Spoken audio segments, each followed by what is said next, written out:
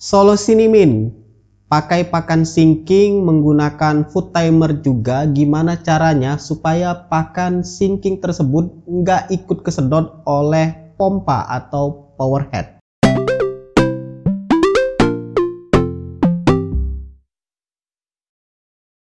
Halo gan, salam Iwa Buncit. Ya, pertanyaan ini juga mewakili pengalaman admin sendiri yang juga sempat menggunakan food timer dan juga menggunakan pakan sinking. Ya, ini muncul di salah satu video short admin.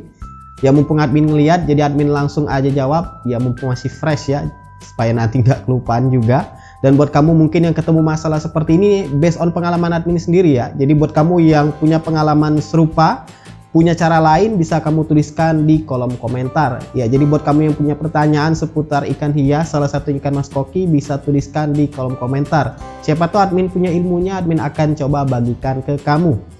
Jadi untuk perkara pakan sinking, jadi buat kamu yang belum tahu, pakan sinking itu salah satu jenis pelet pakan untuk ikan hias, salah satu ikan mas koki yang model-modelnya itu kalau dicemplungin ke dalam air, itu dia langsung tenggelam.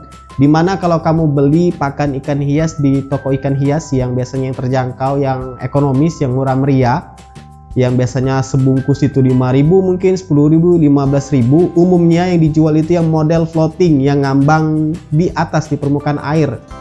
Dan itu juga memang salah satu daya tarik dari ikan mas koki. Kalau pakai floating itu dia kayak bukan kayak megap-megap memang, tapi kalau untuk pakan sinking ini dia modelnya itu ketika dilempar ke air dia langsung tenggelam. Ya, salah satu bisa dianggap apa ya, mungkin kelebihan atau mungkin antisipasi buat kamu yang khawatir ikan mas kokinya berenang terbalik, bisa gunakan pakan sinking ini. Walau memang ya namanya swim leader itu diakibatkan oleh bakteri salah satunya. Jadi kita kembali lagi ke bahasan. Untuk pengalaman admin sendiri yang menggunakan pakan sinking dan kebetulan juga menggunakan food timer, jadi sebuah alat yang digunakan untuk menjadwal makanan. Jadi di jam-jam tertentu sudah diatur itu pakan akan berputar secara otomatis di food timer dan dia akan jatuh.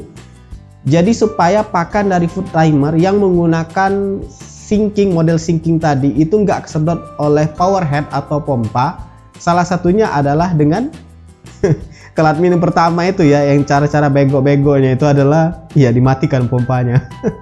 Jadinya memang useless ya, karena sudah tahu pakai food timer itu tujuannya untuk mempermudah kita ya, supaya ngasih makannya itu nggak harus kitanya sendiri, mungkin tinggal keluar. Ya cuman ya kebetulan admin ada di rumah pada saat itu, kedengaran food timer itu berputar. Ya jadi refleks aja admin secara otomatis langsung nyabutin kabel power head. Ya sebenarnya itu nggak usah ditiru ya, cuman ya refleks aja tangan admin langsung nyabut. Jadi kok dipikir-pikir hampir mungkin semingguan ngelakuin hal itu. Memang efektif bikin pakan nggak kesedot, cuman ya jadinya mubazir ya menggunakan food timer, karena ya admin otomatis juga langsung nyabut power head tadi, pompa tadi. Ya itu jangan ditiru. Nah, cara kedua adalah bisa kamu tinggikan power head kamu. Jadi power head kamu yang misalkan mau ditempel di dinding, yang udah tempel itu kan yang di dinding ada kon di bawahnya, itu yang biasanya bikin makanan bisa kesedot, dan itu kamu bikin lebih tinggi. Misalnya selama ini kamu taruh ke dasar pompa celup yang nempel di dinding, itu bisa kamu tinggikan, mungkin taruh di tengah-tengah, bisa seperti itu supaya ya pakannya tadi nggak kesedot walaupun pompanya nyala, walaupun food timernya itu sedang berputar dan mengeluarkan makanan. Kalau mungkin kamu menggunakan pompa yang model lantai, ya cara ini nggak efektif ya, karena ya pompa lantai ya mau gimana pun memang taruhnya di lantai. Kita akan coba cara ketiga. Cara ketiga itu adalah dengan mengubah posisi dari food timer. Jadi food timer ini kan umumnya ya, nggak selalu ya, ini kebebasan kehendak kamu saja untuk menaruhnya dimanapun ya food timer ini. Tapi kalau pengalaman admin sendiri, supaya pakan dari food timer itu yang model sinking ini nggak kesedot oleh pompa, bisa kamu jauhkan dari power headnya sendiri, dari pompanya sendiri. Misalkan kamu taruh ke sebelah kanan, misalkan nih pompanya di sini, nah power headnya, nah food timernya itu kamu taruh di sini berjauhan, supaya ketika pakan jatuh itu nggak langsung kesedot oleh pompa. Jadi masih ada jeda untuk dimakan oleh si para buncit dulu. Cara keempat adalah ya kamu jauhkan dari dorongan air. Nah, misalkan kamu menggunakan box talang ya. Box talang air itu kan ada kucuran airnya tuh. Itu biasanya akan menimbulkan arus. Nah, itu kamu jauhkan food timernya itu dari arus tadi. Karena itu punya lebar yang lumayan, akuarium selain panjang kan punya lebar juga. Nah, biasanya space yang lebar tadi kamu bisa manfaatkan untuk mencari telah supaya makanan itu nggak terdorong oleh si dorongan air dari box filter talang tadi. Jadi kamu usahakan supaya dia nggak deket dengan arus dorongan atau kucuran air dari box talang. Nah, cara kelima adalah bisa kamu takar ya.